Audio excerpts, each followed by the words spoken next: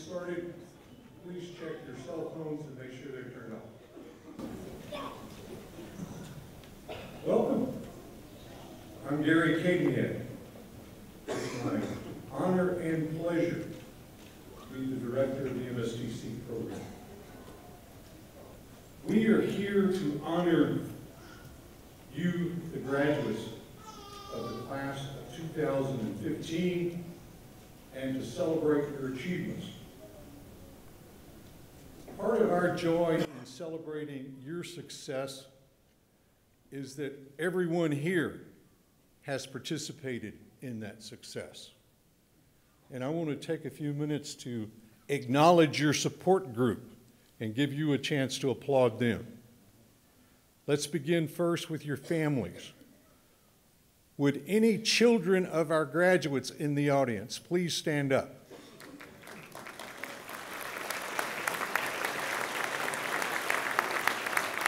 All right.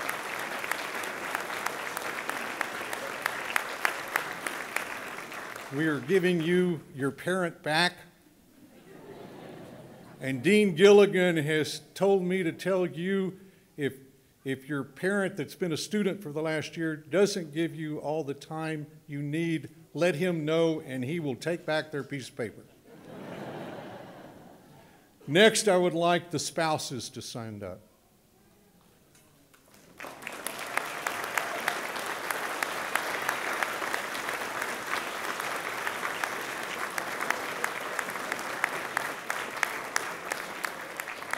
We know what additional responsibilities you have taken during the past year, and we thank you for taking them.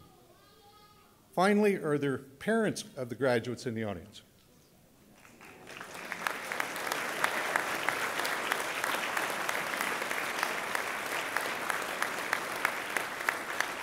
And you thought you were finished when they got their college degree, right?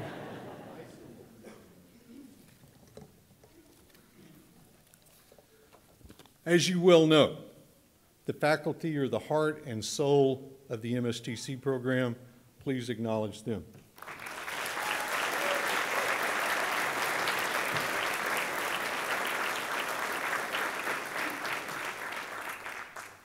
I would also like to acknowledge the MSTC staff. Wherever you are, please stand up.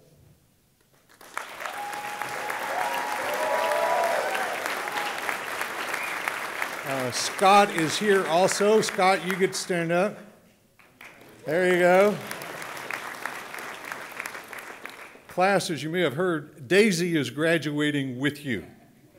She has completed 5 years in the program and is ready to move on.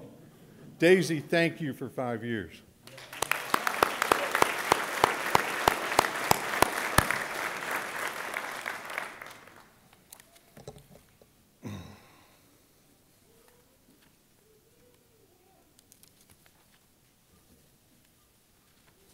As you know, Dean Gilligan is going to be the director of the Hoover Institute at Stanford University. This is his 5th and final MSTC graduation.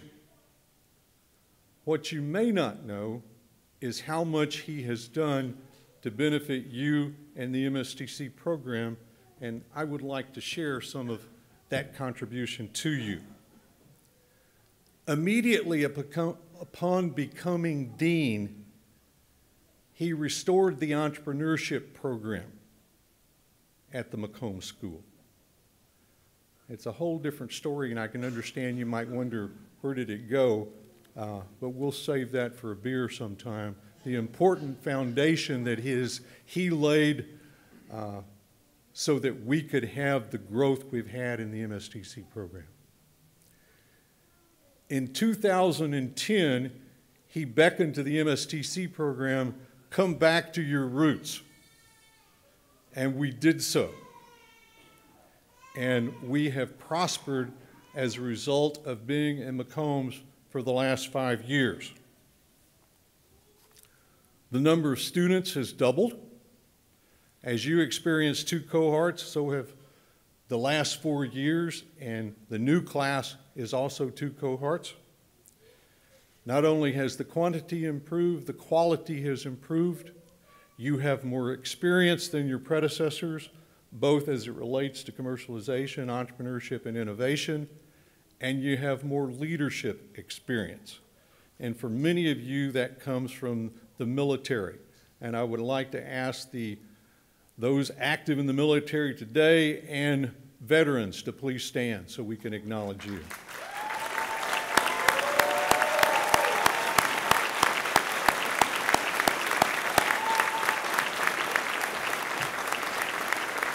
Thank you. The MSTC program benefits from their leadership, and the country will continue to benefit from their leadership, whether it continues in the military or whether it goes into the private sector. The quality of the program has also improved. We have new faculty since coming to McCombs. Jim Dyer, the Andersons, Lewis. So thank you. The quality continues to grow, continues to improve. During this period, the MSTC program has become the premier entrepreneurship program at McCombs. And you, as you did this year, have dominated the Texas Venture Labs investment competition. Graduates, the bottom line is that as a result of the contributions Dean Gilligan has made over the last 5 years, your program is awesomely better. Join me in thanking Dean Gilligan.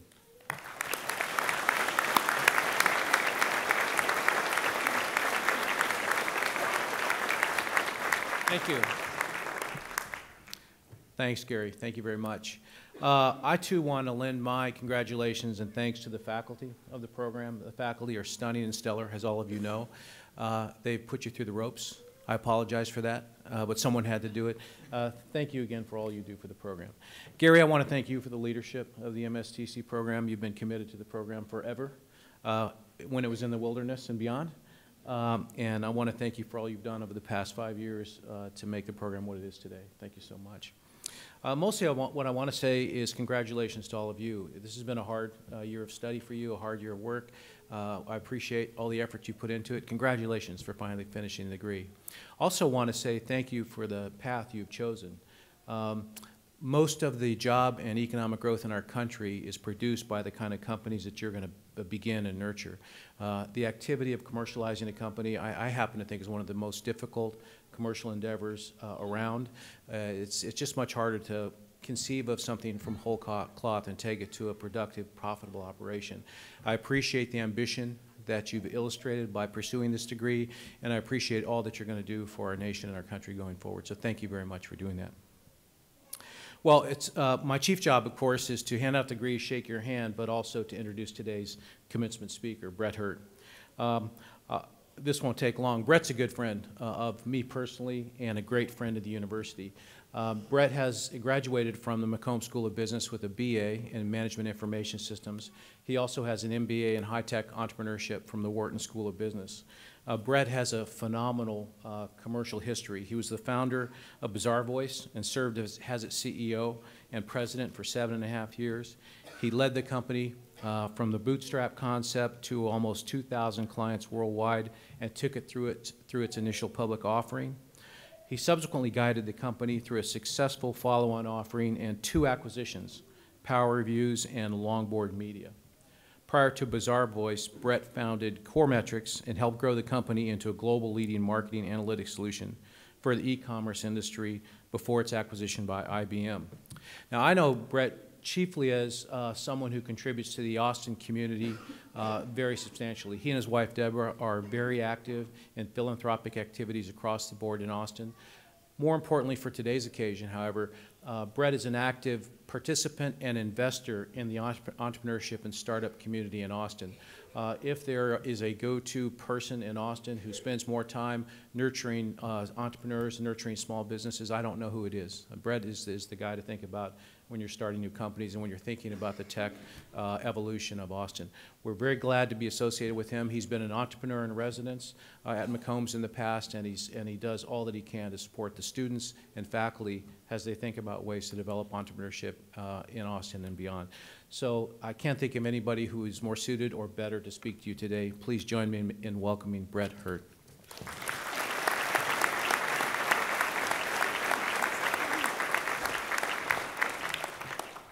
Well, hello, everybody. Congratulations on this most exciting day. I am a Austinite. I'm also a fellow Longhorn, and I want to start us out with a big, friendly Texas. Howdy, y'all. Also, can everybody join me in just one hook 'em horns? All right, 1, 2, 3, hook 'em horns.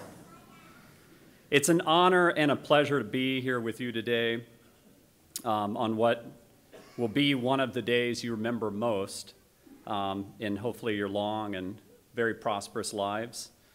I want to sincerely thank Dean Gilligan, as well as Dr. Cadenhead and all of the Macomb staff for inviting me to be here with you today. I hope to inspire you and also give you some tips for being prosperous, both personally and professionally, because both are important in the years to come. I want to start with a bold statement.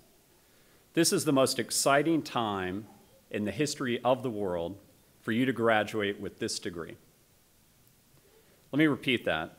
This is the most exciting time in the history of the world for you to graduate with this specific degree, your Master's of Science in Technology Commercialization. This, my friends, is because we are in what I call the new golden age of technology. And this is very different than the infamous dot-com boom and bust of the late 90s. This time in history will be remembered as the professionalism, indeed the professionalism of the world's most advanced technology commercialization in the history of the world.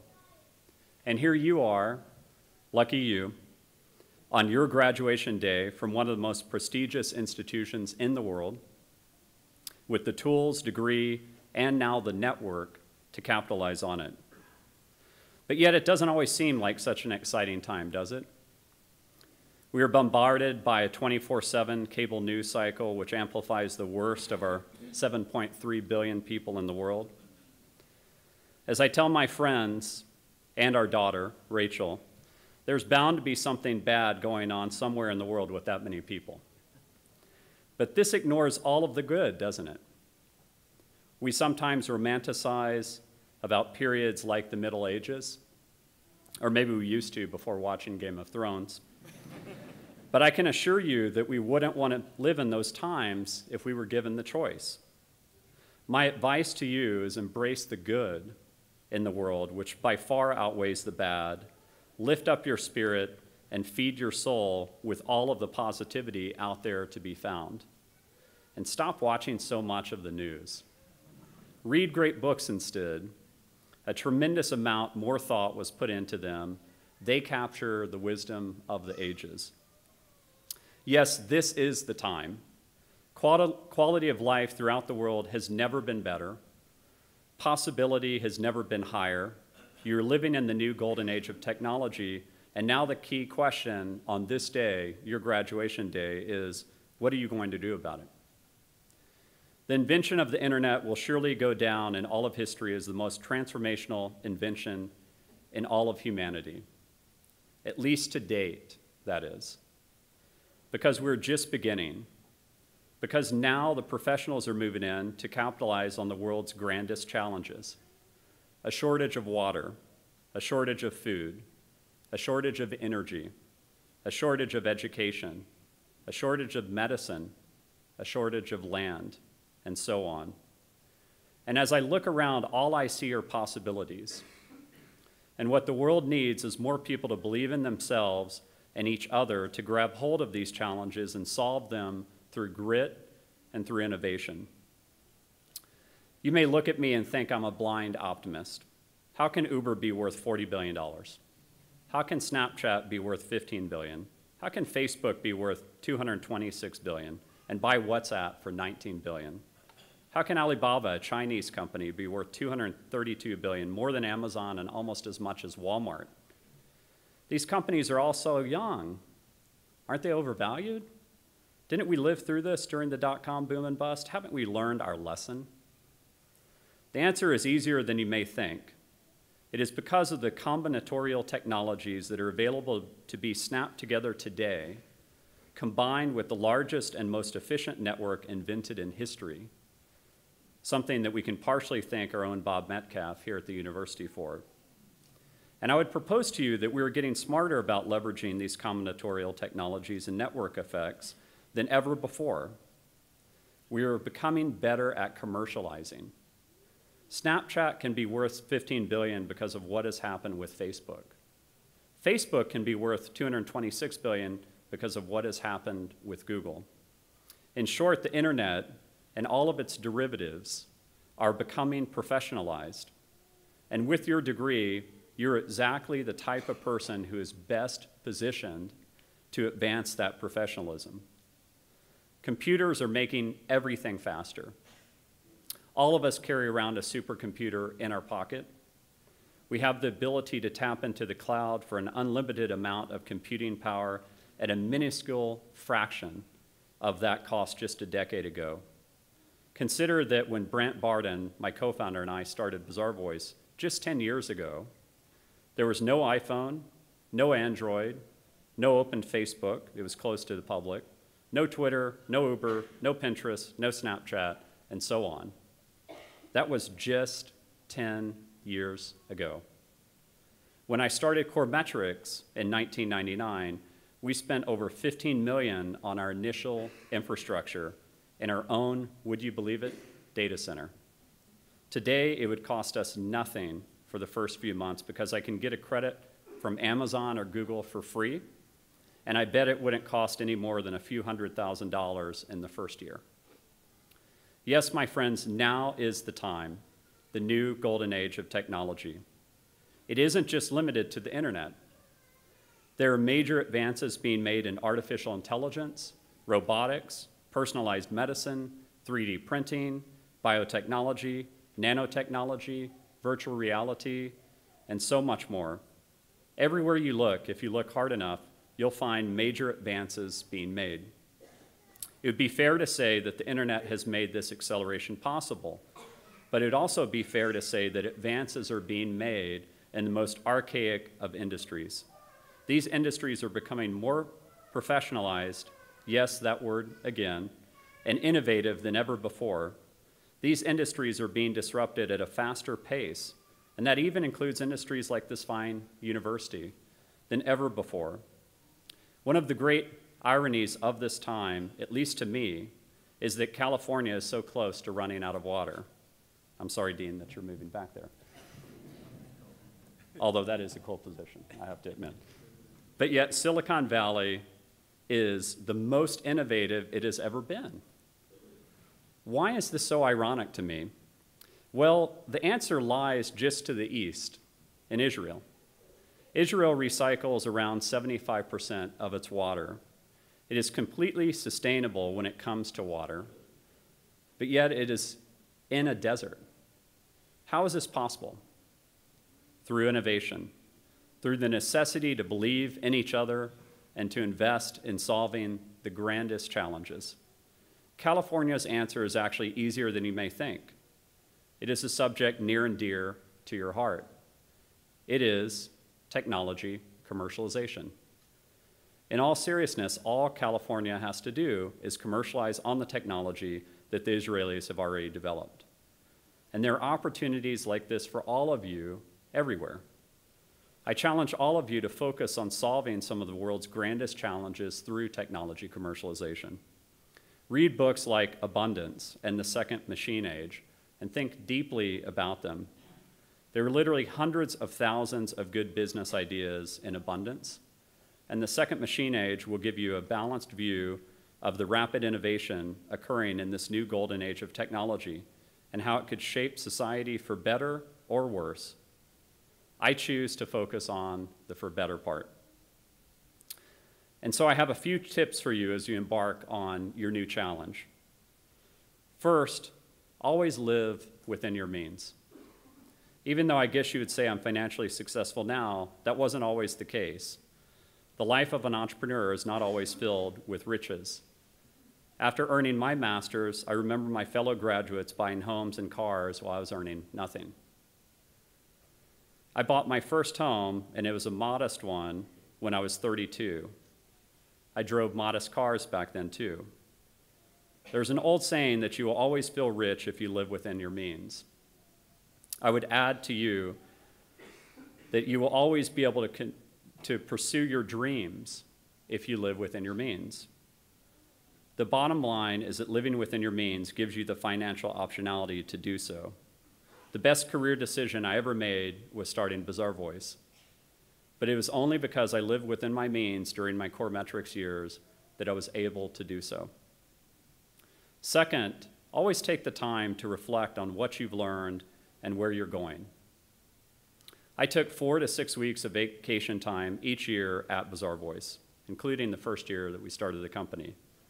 It was considered unusual, but it was so worth it. It was my most important space for deep reflection. During the time I was CEO, I can tell you that during this time where I was on vacation, I made some of the most pivotal decisions for the company.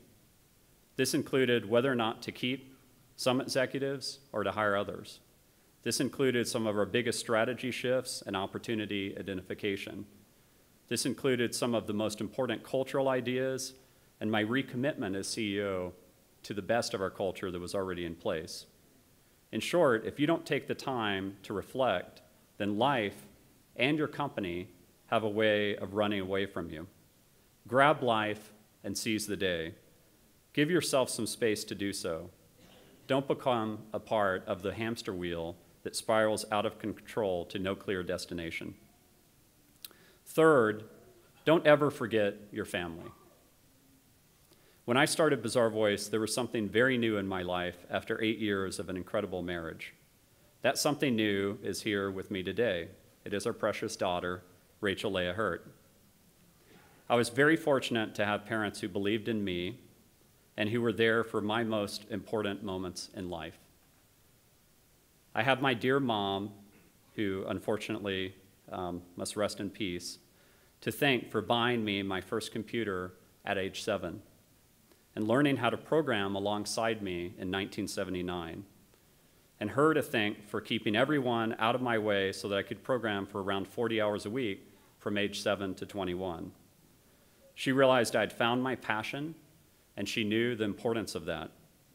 My parents were there for me, and I vowed to be there for Rachel and later Levi, who is now 5 years old, and my wife, who I'm about to celebrate 19 years of an amazing marriage with.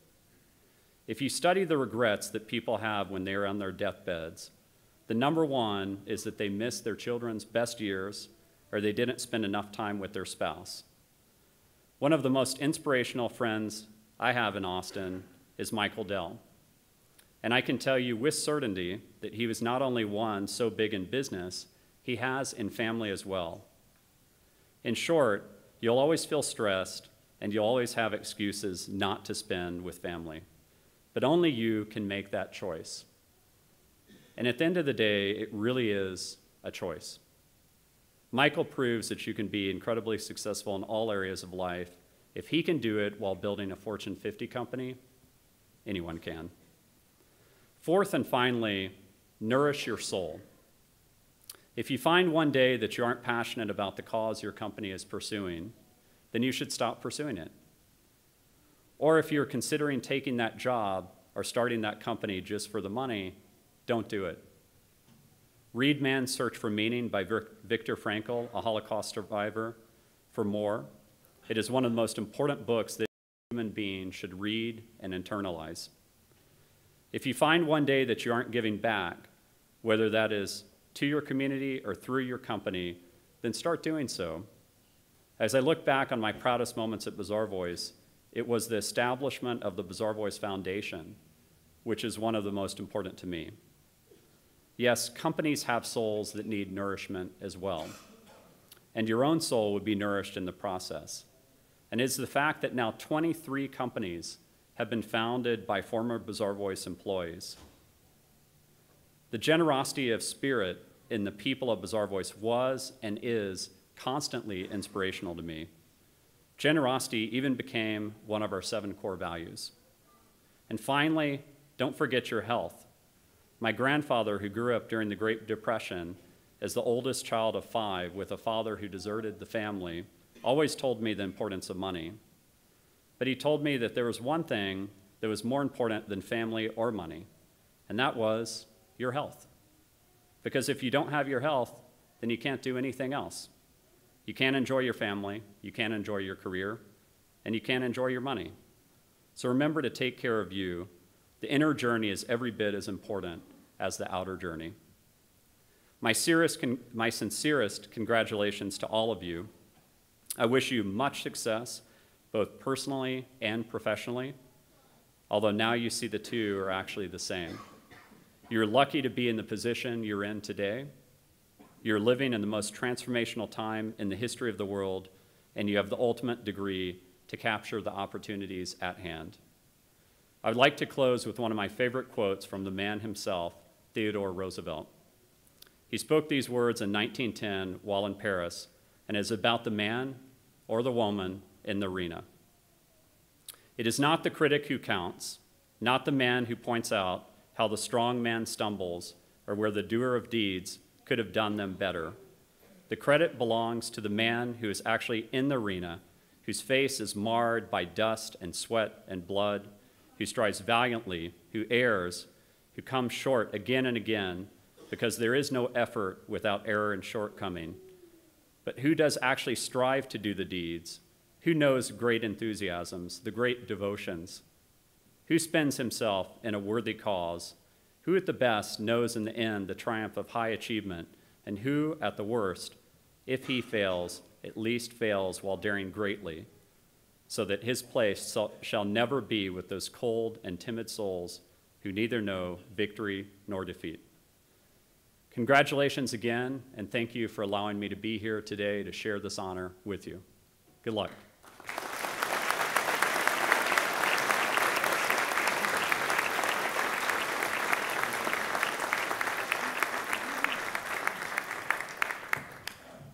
Brett, thank you for being in our arena. We appreciate it. Now we have some certificates to hand out. Stuart Bone will come up here.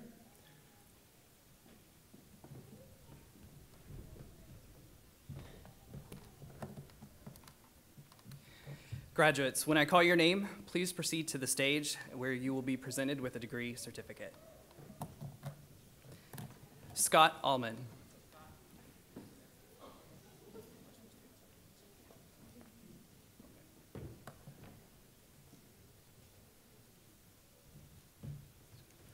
Akil Backus.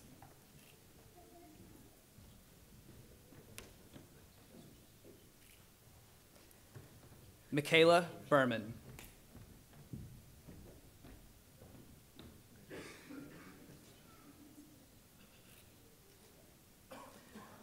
Ryan Brown.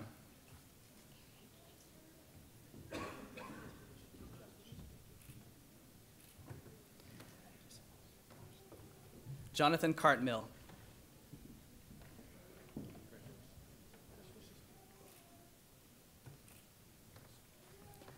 Bobby Cervantes.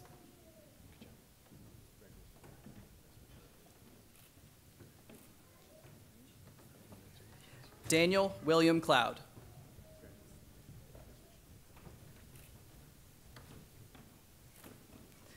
James Weatherly Diddle.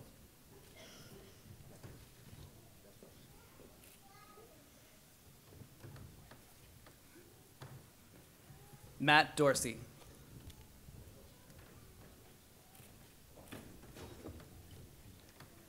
Peyton Eaton.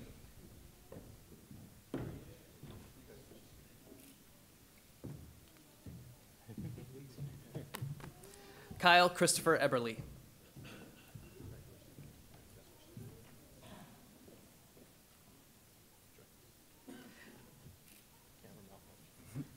Daniel Flowers.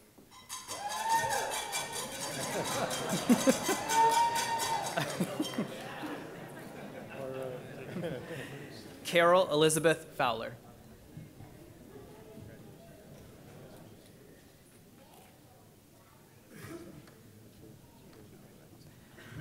Adam J. Gonzalez.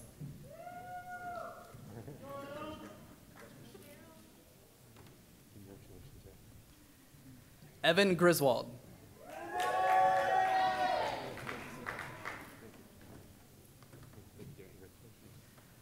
Paul Hernandez.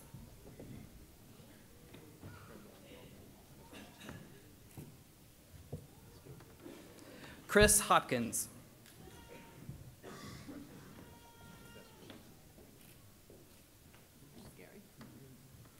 Albert Hughes III.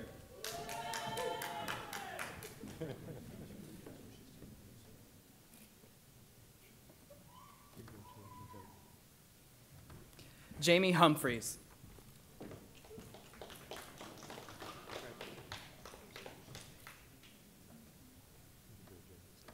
Sahil Kapila.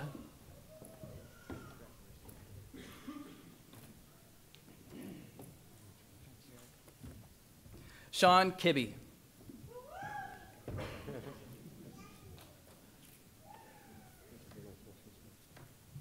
Nathan Kuhana.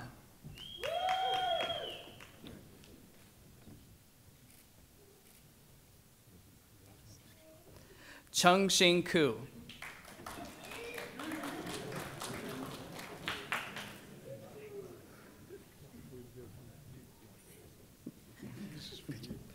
Chris Keurig.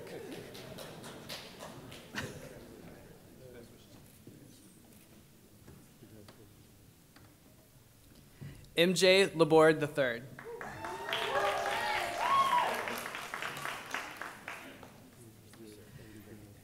Melissa Maldonado.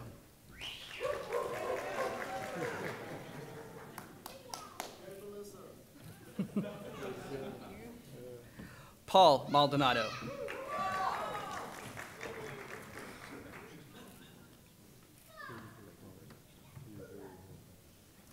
Chandra Mambapur.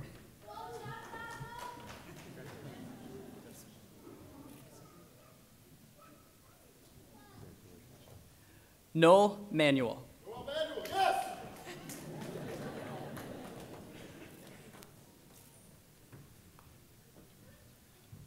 Carlos A. Martin.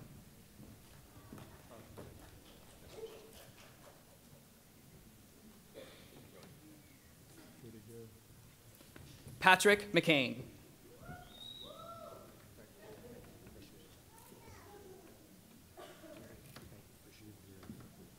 Breck McDaniel.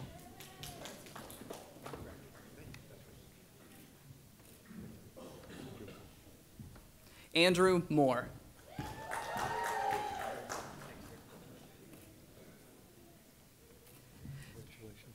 Dave Morrison.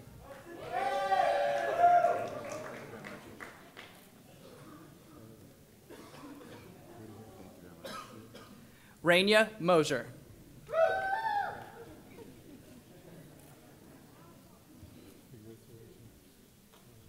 Bayo Ojuri.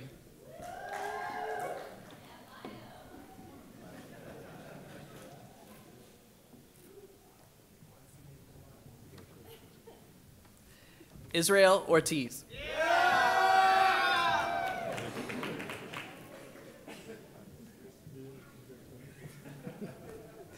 Paul Osterberg.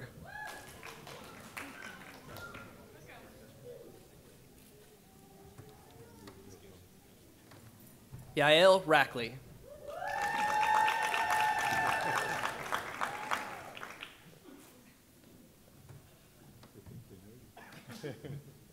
Jordan Reber.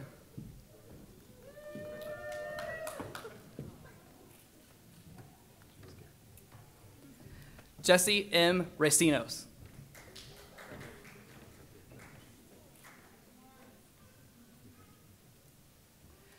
Benjamin Russick.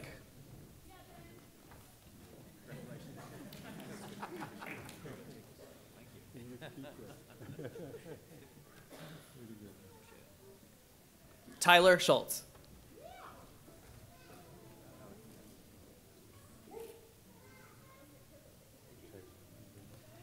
Ann Shen.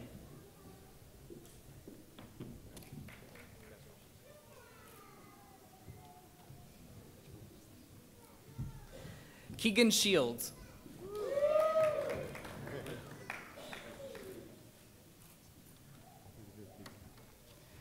Elizabeth Lenore Schumpert.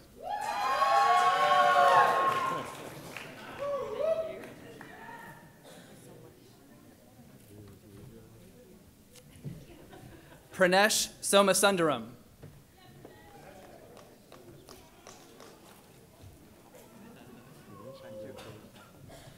Mark Stevens.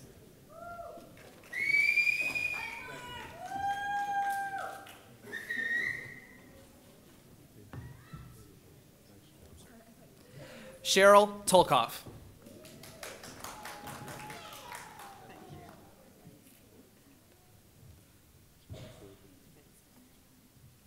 Michael Tolkoff.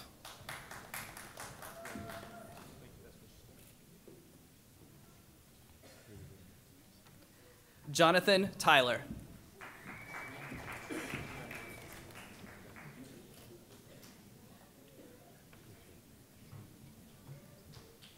Zach Walker.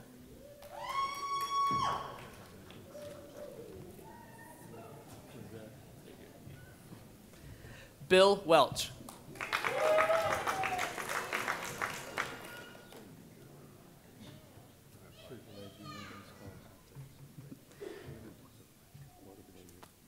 Darren Westenhaver.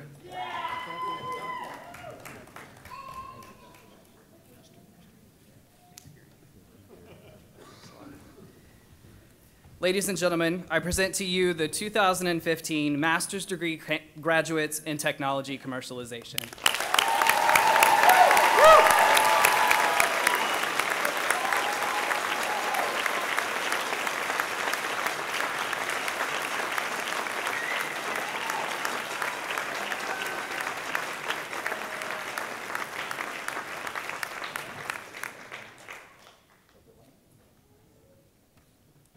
We have some additional awards. George Kosmetsky was a dean of ours a few years back. He was a Harvard MBA and DBA, a Baker Scholar at Harvard, and we established an award named after him, Kosmetsky Scholars. These are for outstanding academic achievement in the program. We will now give those out. I would ask that you come up, accept your award, and remain up here so we can get a photograph of all of you together. Scott, would you come first?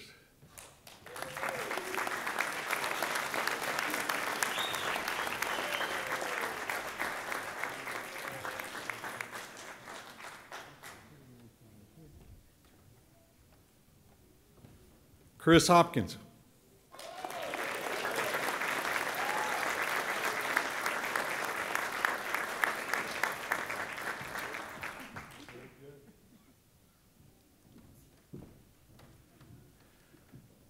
David Mitten is not here today. Israel Artis.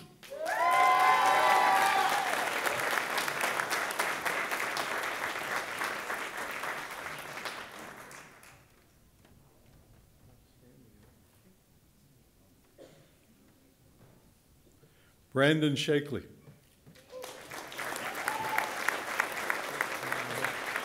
He is not here either.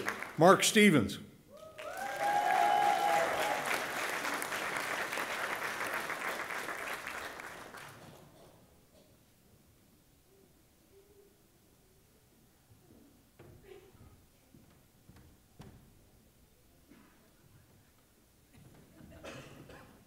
Cheryl Tulkoff.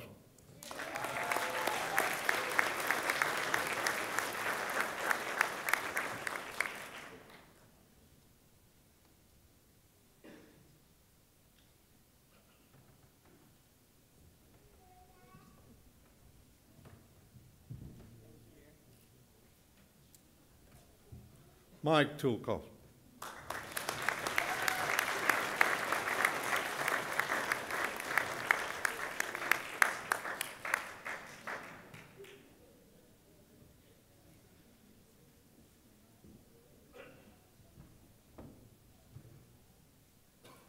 Dean Gilligan, would you stand with them? Okay. Over here. Yeah.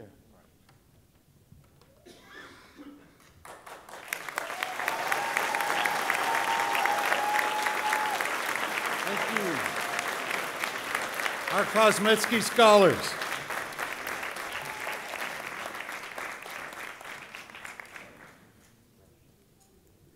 Each year, the faculty selects an outstanding student. Cheryl, come back up.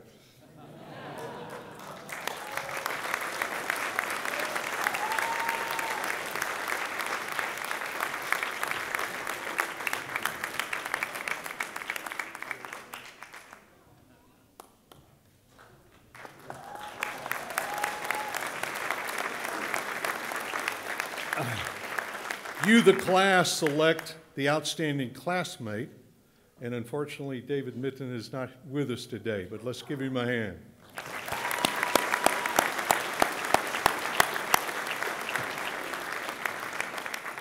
Jonathan Cartmill, would you come up and make an announcement?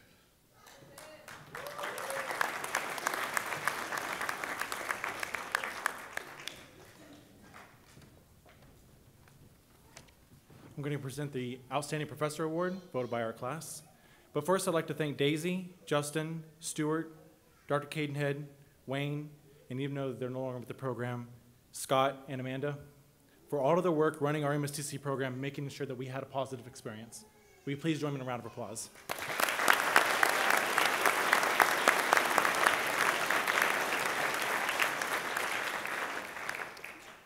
You remember the first day when we started the program in this very building a year ago? I'm sure many of you remember the first finance homework. Many of us got together in the courtyard trying to work through what we thought was a tough assignment. Little did we know some of us were actually going to start businesses out of this. Well, maybe Ryan knew. By the way, I think he's taking Stokart orders outside the doors once the commencement's over. Be sure to meet up with him afterwards. As I look upon our graduating class, I can think about how each of you have inspired me. We have students from many walks of life, spanning from an Air Force general, investment banking, entrepreneurship, engineering, law enforcement, and sales. The average person in our class has 9 years of prior work experience, and about 23% of us are international students. I know there have been countless number of times where we have inspired each other. That's the benefit of a small class. The other great benefit about a small class is the amount of time that we're able to spend with our professors. We didn't just spend 12 hours in class each weekend. We spent 12 hours each weekend with some of the best faculty from one of the best business schools in the world. How many people think I'm right about that?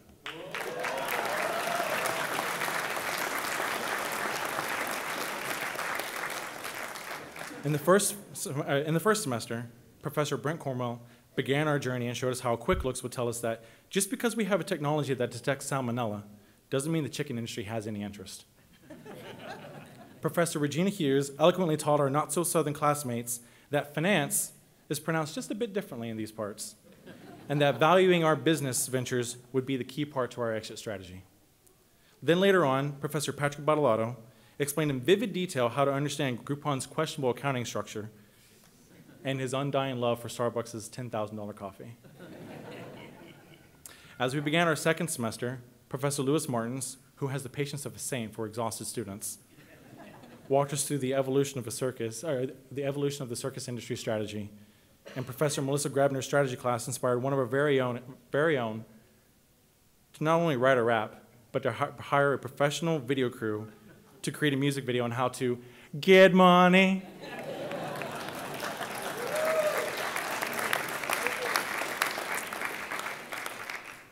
Professor Steve Nichols ingrained in our memories forever the question we always need to ask ourselves, which is, who is the person separating themselves from the money? While Professor Richard Crawford helped us understand how to actually design and develop a product with the customer's experience in mind. And perhaps most importantly, Professor Rob Adams taught us to never use the word pivot during a venture capital pitch, but that it's perfectly acceptable to take feedback and pivot when instructing a class.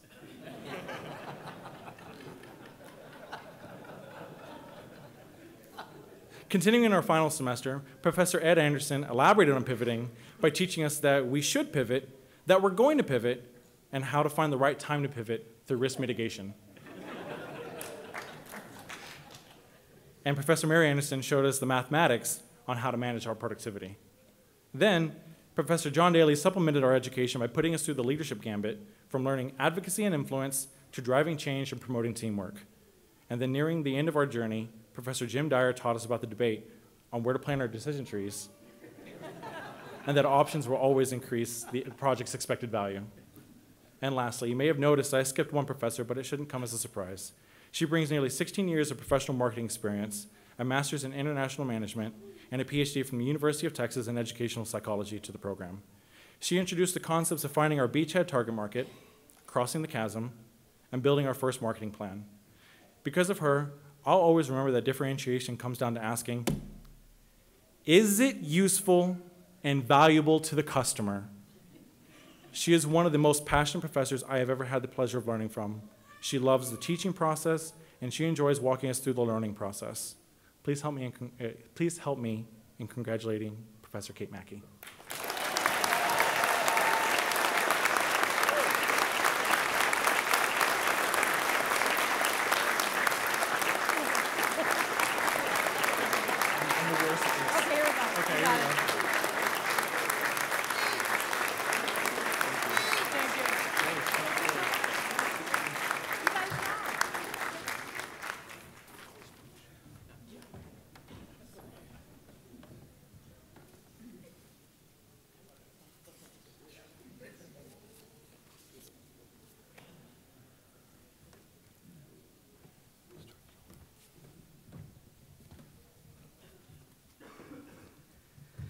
Everyone, on behalf of the MSTC staff and faculty, it has truly been a pleasure seeing each of you progress throughout the year. We wish you all the best in the future and continued success. We would now like to share some memories with you through your program, with you and your guests.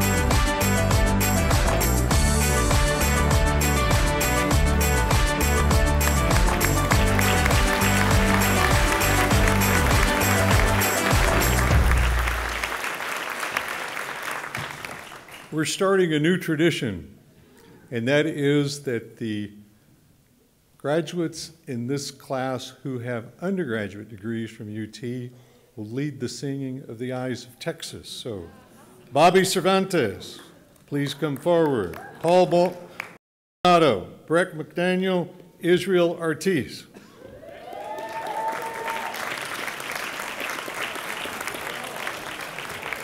I would ask that all in the audience stay seated. After we have completed, the graduates will depart to get their pictures made.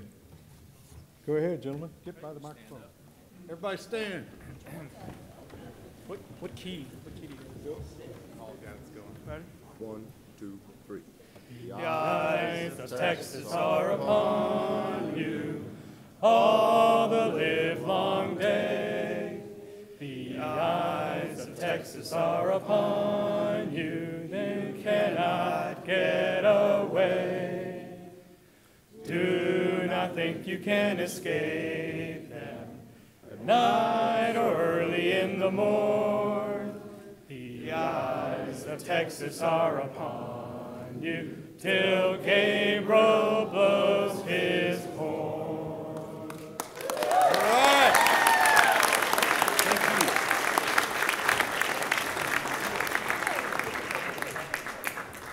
All right, lead them out, Dave.